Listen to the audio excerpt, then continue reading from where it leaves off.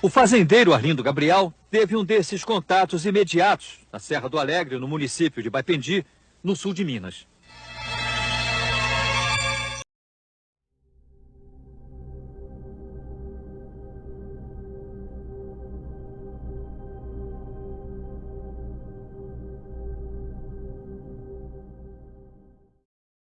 Segundo os estudiosos, esse é um dos acontecimentos mais importantes da ufologia brasileira. Nós vamos caminhar mais ou menos umas 3 horas para conseguirmos chegar a esse local. Vamos lá então, por favor.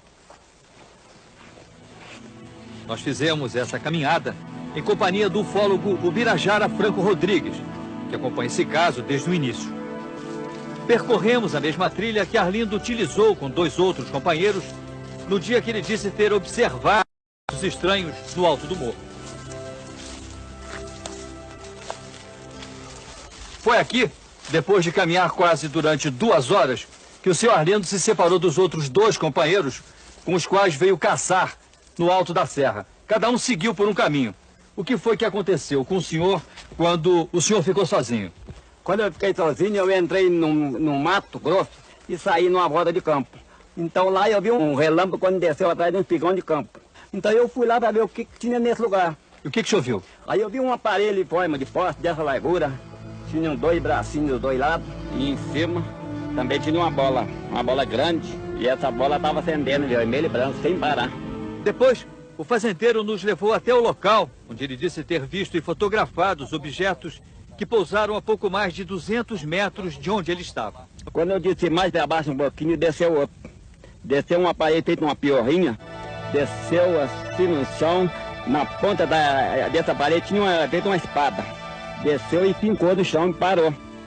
Parou e esse aparelho tinha uma hélice em cima e estava girando assim, dava aquela volta maneirosa e estava girando. Então eu virei o filme, tornei fotografar o aparelho. E fiquei quieto. De repente aquele fez assim, deu um sopro, transformou uma fumaça bem alvinha, branca, ficou parada a fumaça. Então eu fotografei a fumaça também. Quando eu desci de pouco a pouco ali, atrás mais ou menos ali, desceu um outro de cima, veio, desceu uma certa distância assim, foi cambaleando, assim, desceu, parou no chão e ficou quieto. Vim caminhando um pouco, caminhando para cá, depois eu escutei um barulho, assim, assim, veio do motor afogado. Quando eu olhei para cima, desceu aquele aparelho, um aparelho grande. Maior, né? Maior, branco, ele dá um corpo de 2 ônibus. Quando eu fui para fotografar, o aparelho veio, um relâmpago em mim, me chegou à vista. Eu fui esfregando a vista de pouco a pouco, fui esfregando, quando deu de abrir a vista, 2 homens baixinhos me pegou um de um lado, outro do outro. Quando eles me pegaram, essa hora eu fiquei assim, meio violento. Aí eu falei para ele, pelo amor de Deus, me solta, não largaram não. Ele disse assim para mim, em Deus nós todos somos irmãos, nós não fazemos mal a ninguém. E quando eu entrei dentro do aparelho, então eu achei 2 homens, tinha 2 homens sentados numa poltrona, assim, batendo máquina. Eu estava instalando, batendo. Tinha um cômodo do tamanho de um banheiro e tinha um aparelho repartido em 2 partes. Tinha uma tela de um lado, outra tela de outro. Você vai lá, vai, aperta um botão assim, acendeu aquela lente. Acendeu perfeito aquela lente, eu vi. Então ela fez a explicação, apareceu a lua, ela disse aqui é a lua. Apareceu para cima o sol, ela disse aqui é o sol. E apareceu do outro lado uma mancha. Não parecia se era a terra ou se era a luz, era uma mancha esquisita, feita uma gema de ovo. Então ela falou, aqui é onde nós estamos. Nós viemos aqui e voltamos com poucas horas, mas é de acordo com a rotação da Terra. A nave sumiu, mas deixou algumas pegadas no chão. Essas marcas foram depois analisadas pelo grupo de pesquisadores, chefiados pelo ufólogo Ubirajara Rodrigues. Um dos moldes em gesso trata-se exatamente desta peça, que nós tiramos no local, que é uma disposição trapezoidal de 16 furos, e cujo teste de peso demonstrou que seria necessário um peso simultâneo de 2,5 toneladas para fazer as 3 marcas em tal profundidade, tão simetricamente como ficaram na época. O Ubirajara guarda em casa uma outra lembrança desse contato.